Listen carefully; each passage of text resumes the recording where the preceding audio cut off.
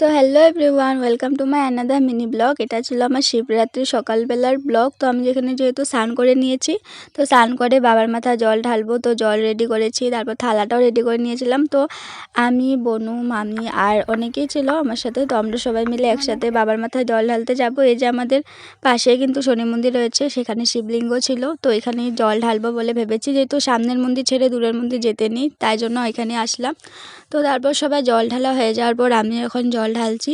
আমি যেহেতু এবার একটু অন্যরকম করে বাবার মাথায় জল ঢেলেছিলাম, তো সবটাই তোমাদের সাথে শেয়ার করব, দেখতে থাকো ভিডিওটি আমার সাথে। তো প্রথমে কিন্তু আমি বাবার বাম পাশে জল ঢেলেছিলাম, যেখানে ভগবান গণেশকে সমর্পিত করে, তারপর ডান পাশে ভগবান কার্তিককে সমর্পণ করে, তো তারপর মাঝখানটায় পার্বতীকে সমর্পণ করে জল ঢেলেছিলাম। তো সবশেষে চারদিকে গোল গোল করে জল ঢেলেছি, এরপর লাস্টে বাবার মাথায় জল ঢেলেছিলাম। তো এই পদ্ধতিটা কিন্তু এবার ফার্স্ট আমি করেছি। তো তোমরাও জানিও এইভাবে কোনোদিন পুজো করেছো কি না। তো তারপর এখানে বাবার মাথায় ধুতরা ফুল, ভাং পাতা, তারপর ফল মূল, তারপর সব কিছু দিয়ে দিয়েছিলাম। তো তারপর লাস্টে কিন্তু দুধ ঢেলেছিলাম, আমি দুধ ঢালার কথাটা ভুলে গিয়েছিলাম যেহেতু। তো তারপর এখানে তলেও কিন্তু আর একটা শিবলিঙ্গ ছিল, তো এখানেও জল ঢেলেছিলাম। তো তারপর এখানে পুজো দেওয়া শেষ হয়ে যাওয়ার পর আমি, বোন, আমরা, মামি সবাই বাড়ি চলে এসেছি। বাড়িতেও যেহেতু আমাদের শিবলিঙ্গ আছে, মামা এটা অযোধ্যা থেকে এনেছিল, কালা শিবলিঙ্গ। তো বাবার মাথায় এখানে জল ঢাললাম, ধুতরা ফুল দিলাম, বেলপাতা দিলাম, দুব্বো দিলাম, ফুল দিলাম, ফল দিলাম। তো তারপর এখানে আমাদের ঘরের পুজোটাও শেষ করে আমি এখানে আমাদের আসনটাও সাজিয়ে দিয়েছিলাম, মানে ঘরের পুজোটাও দিয়ে দিয়েছিলাম।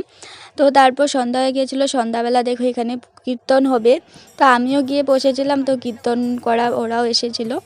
তো তারপর এখানে কেউ ছিল না, একা একা বসেছিলাম আমি। তো একটু পরে দেখি এখানে সবাই চলে এসেছে। তো যেহেতু এটা শিবরাত্রি, তো একটু তো ঘুঁটা তো দেবেই, তাই না? তো বাবার প্রসাদ হিসাবে এক গ্লাস খেয়ে নিয়েছিলাম, কিন্তু কিছুই হয়নি সেরকম, অল্পই ছিল। তো তারপর এখানে আস্তে আস্তে সবাই চলে এসেছে, তো কীর্তনও চলছে এখন। তো আমিও, আমার পাশেও মানে বোন ছিল কতগুলো, তো ওদের সাথে বসেছিলাম, কীর্তনটা এখানে শুনছিলাম, ভালোই লাগে। তো আমি কিন্তু সবারই ভক্ত, কৃষ্ণ ভক্ত, শিব ভক্ত, তারপর বজরংবলী ভক্ত, আমি সব ঠাকুরকেই মানি। তো প্রায় রাত 11টা মতো বেজে গিয়েছিল। তো তারপর এখানে কীর্তনটাও শেষ হলো। তো তারপর আমরা এখানে প্রসাদ খেয়ে নিয়েছি সবাই একসাথে। তো খিচুড়ি ছিল গরম গরম, তো ভালোই লাগে ঠান্ডার দিনে খিচুড়ি খেতে। তো তারপর খিচুড়ি খেয়ে বাড়ি চলে আসলাম। আজকের ব্লগটি এখানে শেষ করছি, বাই।